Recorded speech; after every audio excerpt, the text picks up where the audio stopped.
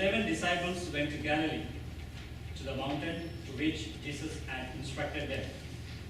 When they saw him, they worshipped, but they doubted. Then Jesus approached and said to them, "All power in heaven and on earth has been given to me. Go, therefore, and make disciples of all nations, baptizing them in the name of the Father, and of the Son, and of the Holy Spirit, teaching them to observe all that I have commanded you. And behold, I am with you always, even until the end of the age." The Gospel of the Lord. Praise to you, Lord Jesus Christ.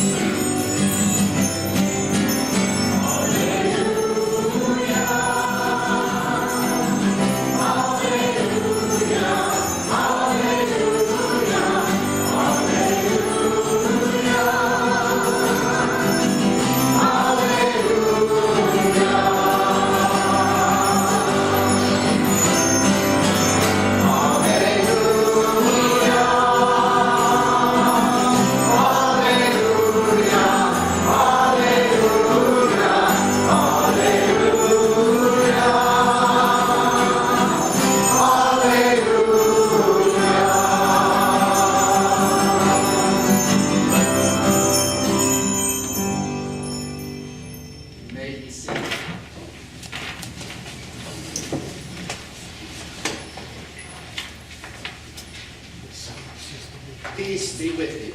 And also with you. These were the words of the resurrected Christ when he first appeared to his disciples. It is a greeting that he gives to us every time we come to his table. On this first day of the week, we are reminded that we are never alone, that the presence of the risen Christ always abides with us. So it's not so much asking God to be present to us. God already is. But it's more about making ourselves present to God. This is what we do when we spend this hour and 20 minutes together each Sunday morning here in our community of St. Matthew's. In today's gospel, Jesus again appears to his disciples, this time on a mountaintop in Galilee. We do not know for sure which mountain it was. But he gathers with his disciples on this occasion, as Matthew the evangelist writes. And when he comes to his disciples, he addresses them by saying, "All authority has been given to me in the heavens and upon the earth. Go therefore and make disciples of all nations, baptizing them into the name of the Father and of the Son and of the Holy Spirit, and teaching them to observe all that I have instructed you.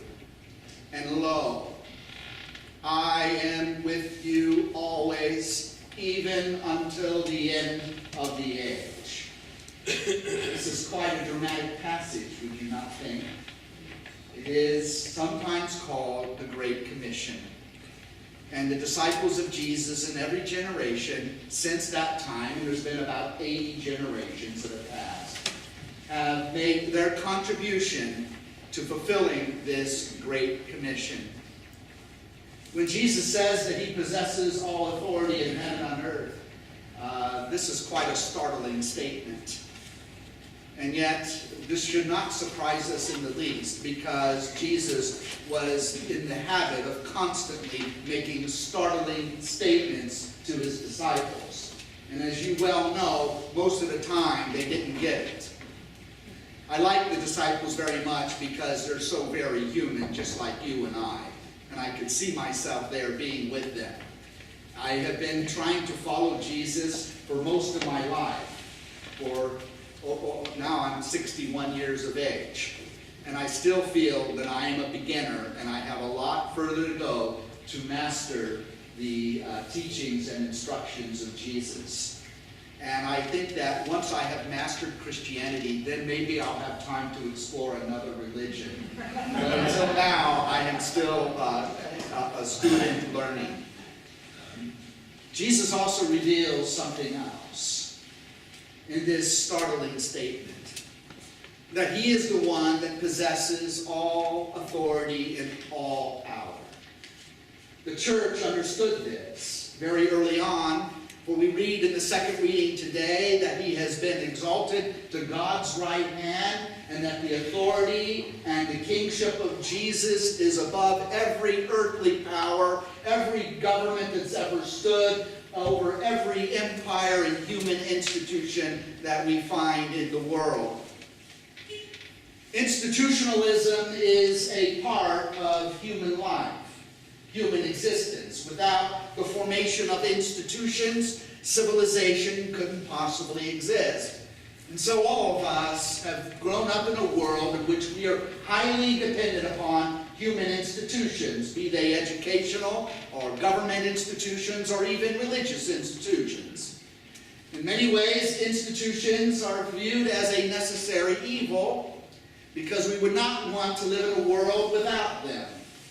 Institutions have a way of bringing order and structure to human life, which is often tumultuous and troubling. It gives a sense of peace and well-being. More than that, it gives us a great sense of security. These are what our institutions give us. Without them, I think that the world would descend into quite a bit of chaos.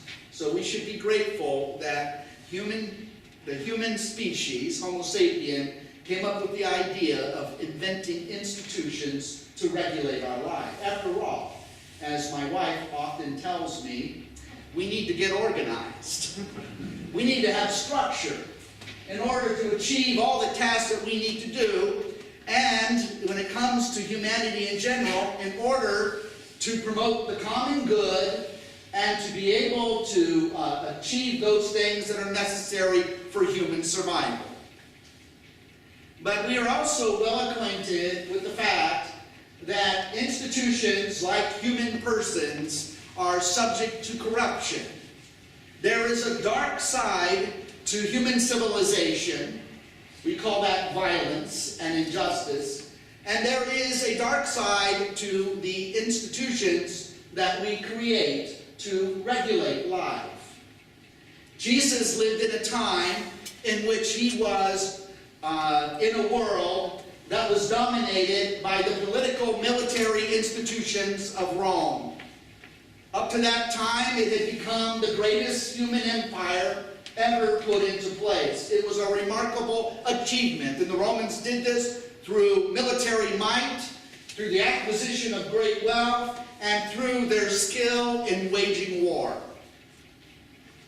But for many, even though the empire brought a sense of security and prosperity economically to the world, they also felt the injustice and oppression of the heavy hand of tyranny.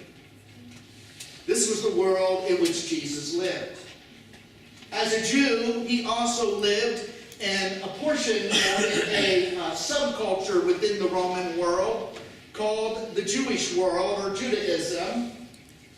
And even the religious world in which Jesus lived was dominated by the temple institution, institutional religion, which was necessary and helpful in giving a sense of predictability and how one ought to live their lives in society. It was designed to create a kind of harmony among the Jewish people.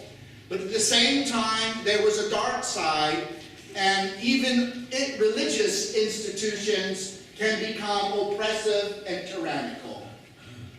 One of the things that institutions are very skillful at is defining who is in and who is out. Human institutions seem to be prone to excluding the unwanted, the ones that don't fit in, the ones who are too different. And so we live in a culture, as do most all human cultures in the world, in which there are vast populations of peoples that are excluded and sometimes persecuted and sometimes even exterminated. So even though we are dependent upon the institutions and the benefits the institution brings to our lives, we see the constant abuse of political authority or power. This is why it's so startling that Jesus, in his final words to his disciples, would say that all power and all authority has been given to me. For you see, my brothers and sisters, when Jesus began his ministry just a few short years before this moment recorded in today's gospel, this man, Jesus, proclaimed the kingdom of God, the rule of God. To the Romans, this would have been audacious and shocking because it was subversive. We don't need the kingdom of God. We have the kingdom of the emperor in Rome. Why are you talking about another king? And then on the day of his trial, Jesus was interviewed by Pontius Pilate, the agent of empire. And the Roman governor addressed Jesus in his interrogation. He says, I hear that you are a king. And Jesus says, it is as you say. I am indeed a king. And then he says, where is your kingdom? And Jesus responds, my kingdom is not of this world. And so you can even see this tension between the message of Jesus concerning the kingdom or the rule of God. What did he mean by such words? What are we to understand about Jesus when he talks about this otherworldly kingdom? And what does that have to do with the regulation of human life in this world? Jesus was murdered. We know the story. We tell it every year. He was murdered by the unjust reality of the abuse of power in a human government. It was the Roman government that crucified Jesus. But it wasn't the government alone. Ronald Reagan said, government is the problem. And we could say the same about Rome, but it was much more complicated than that. For not only was Jesus murdered by the Romans, it was done in a conspiracy with religious institutions. And so the religious institution which Jesus stood against or in contrast with, the temple authorities in Jerusalem, they united together with the state authorities of Rome in a great conspiracy to get rid of Jesus. For Jesus and his teaching of a new kingdom was a threat to both religious institutions and political institutions. And that fact has never escaped us. Oftentimes, religious institutions find themselves in bed with corrupt state institutions. It happened in Nazi Germany in the 1930s. It will happen again. Jesus, in proclaiming the kingdom of God, stood against all of that institutionalism. And when he says, all authority has been given to me on heaven and earth, and that he has been exalted above all earthly kingdoms and institutions, he's talking about a different kind of power. He's not talking about the power of fear, which is the power that human institutions in this world possess. It's because we are afraid of the government that we obey the government. It's because we're afraid of church authority that we try in the best way we can to obey church authority. Jesus stood against all of that. He was proclaiming a different kind of rule, the rule of God. And that is, my brothers and sisters, not a rule based upon fear, but rather based upon love. When we speak of Jesus on the Ascension Day, we have this image of him ascending into the clouds of heaven and sitting at the right hand of the Father in the heavenly glories. This is symbolic language, my brothers and sisters. It is conveying to us the deep truth that Jesus reigns with God, who is the highest authority that can be even imagined. And that it's not merely a place far away in the heavenly somewhere where he's ruling, but rather it is speaking of the human heart, your heart and my heart. Who is on the throne of your heart? Who reigns within your life? Is it Christ who reigns in love through your life? The evidence is quite clear as we live our lives. It's not enough to show up for Mass on Sunday morning, although I'm very grateful you're here today. But it's how we live in the moments and moments of our passing lives. When we live and act in love and compassion towards others, we are demonstrating that Christ, who is the King of Kings, who possesses all authority, is reigning within our hearts. When we are not acting in love, but in the mad pursuit of self-interest, which we have a keen propensity to do, then it shows in our behavior. We shove other people's out of the way because we're looking for our own position and our own prestige and power. We enter into a world of great competition with one another, and there is no longer the harmony of love. So Jesus came to give us a new understanding of what it means to be governed properly, and it begins within the human heart with love. This reminds me, and I felt like I needed to remind you this morning, a little bit about why you're here at this particular church, at this particular time, this place that we call St. Matthew's. It's no accident that you're here this morning. I believe God led you here, whether you knew it or not. He was behind your alarm clock, waking you up. So I'm glad you're here. But there are many who were here before you came. St. Matthew's has been in existence for 30 years. And St. Matthew's is a community that is responding to the Great Commission of Jesus.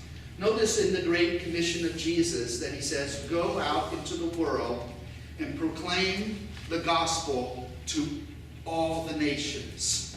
What does he mean by that? We're so used to hearing that word. We're so familiar with that statement, it doesn't even move us anymore. But what Jesus was saying was radical. He says, preach the gospel and make disciples of everybody. No one excluded. In his Great Commission is the great implication that the religion of Jesus, unlike all other worldly religions up to that time, is a religion not of exclusivity about who needs to be left out, but it is a religion of inclusivity. Did I say that? Where everybody is welcome. The only thing that qualifies you to be in this place, experiencing the religion of Jesus in this moment, is that you're a human being.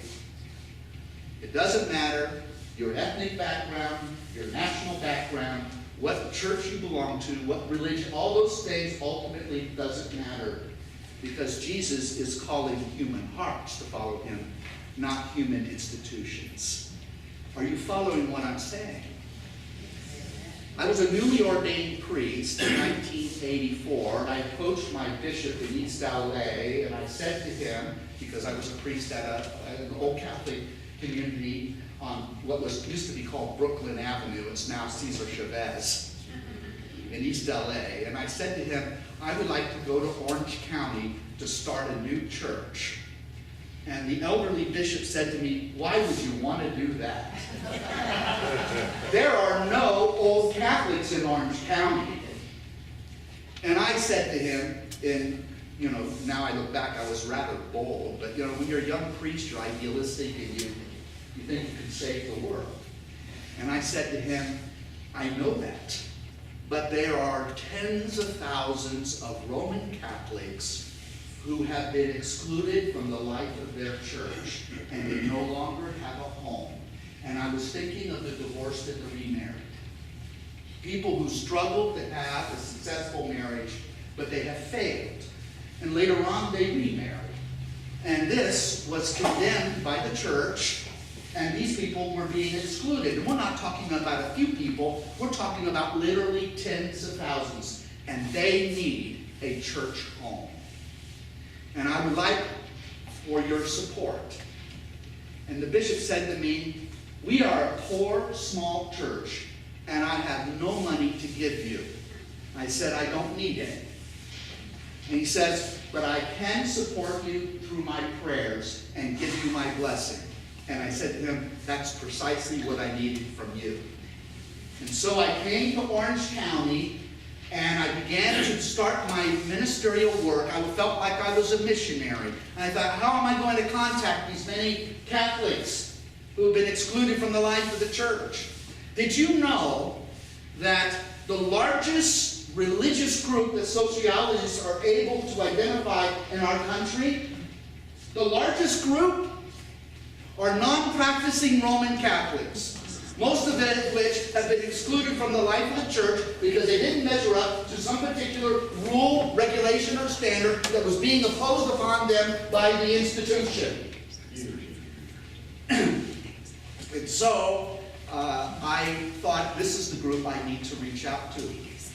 And so then I put my card and put out advertisements out. If you need a Catholic priest, doesn't matter if you can't be married in the Roman Catholic Church, you can't get a priest for your funeral, call Father Hickman. He'll do it for you. This upset the church authorities here in Orange County.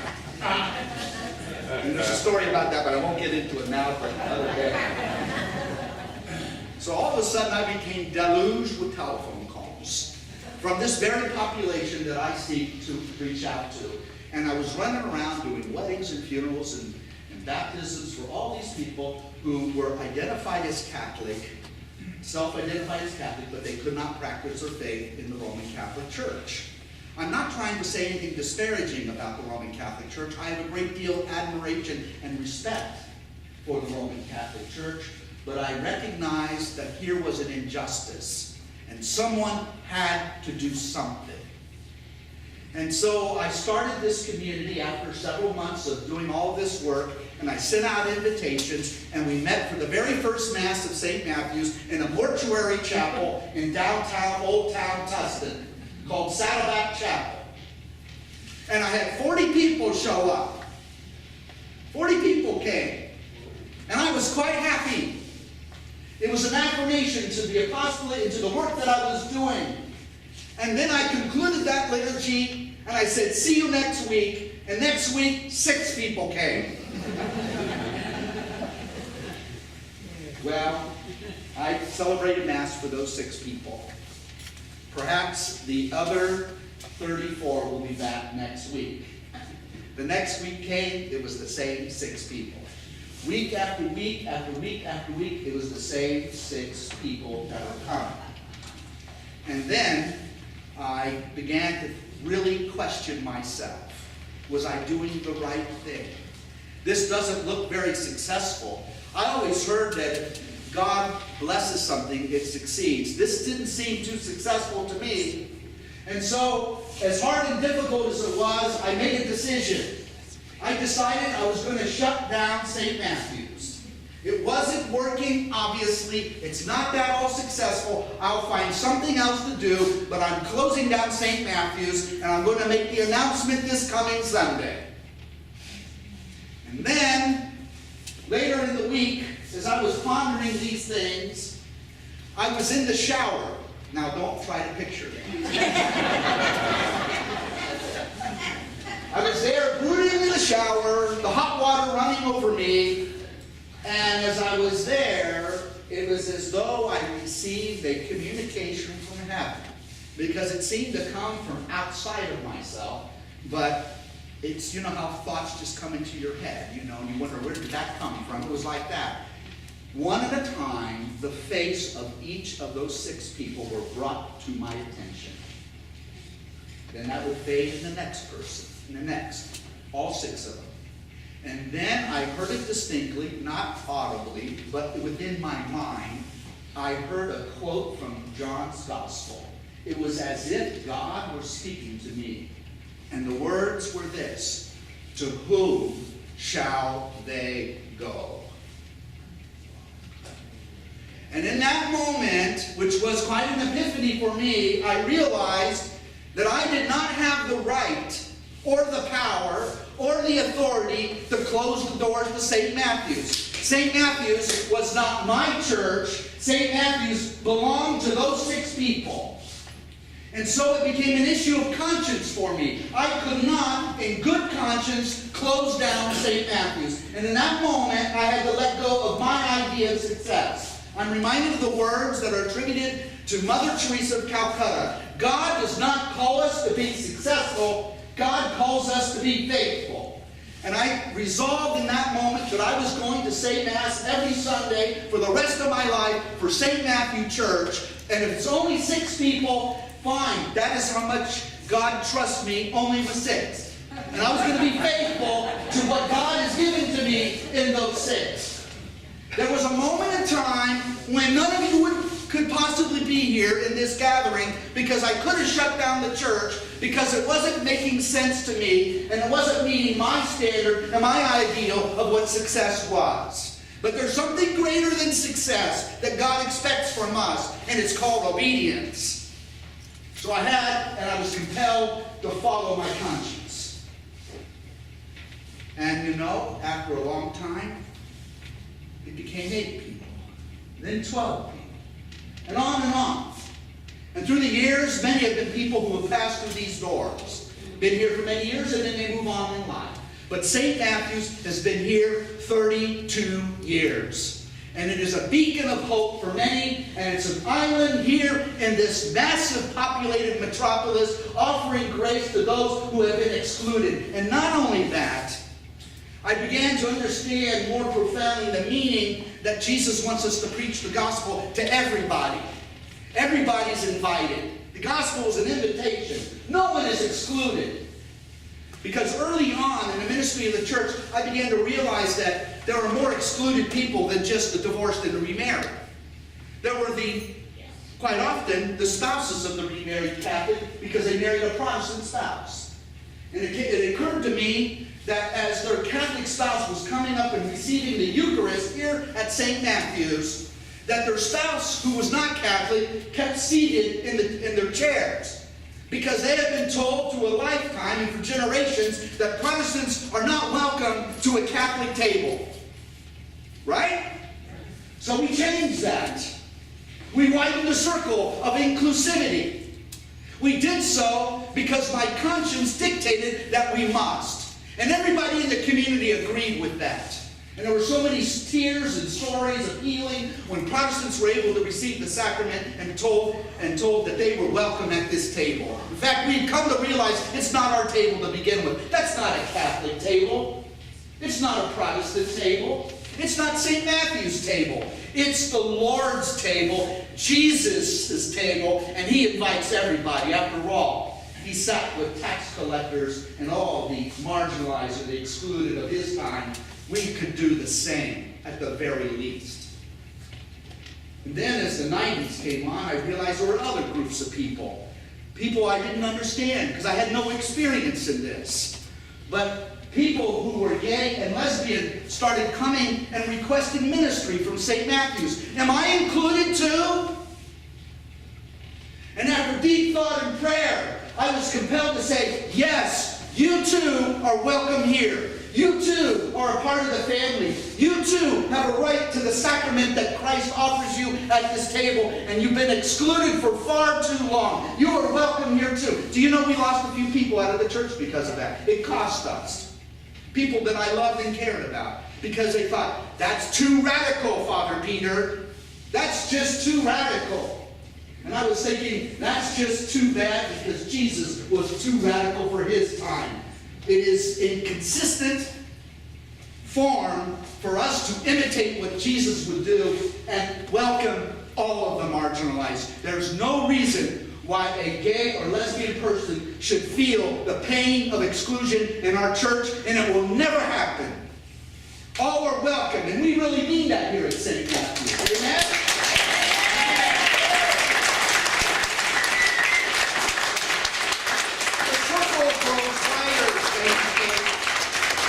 Over here is a section of our... They call themselves the Lesbiterians.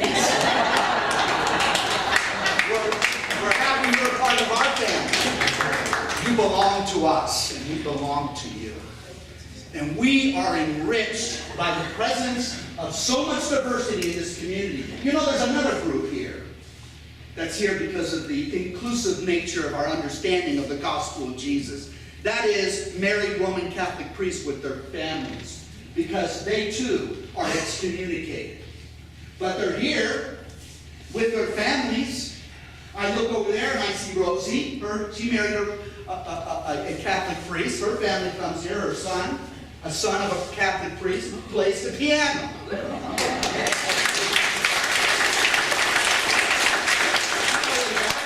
We have Chanapa, Father Chanapa, the Roman Catholic priest from India. We now have his wife and her 2 daughters, which are now his daughters, in our church. The circle keeps expanding because there's no limit to God's love and his inclusive embrace for all peoples everywhere. And this is our message. This is our mission. And we do not take this authority upon ourselves. We look to the authority of the one who said, all authority on heaven and earth has been given to me. Go make disciples of everybody. And that is the gospel of the Lord. Amen.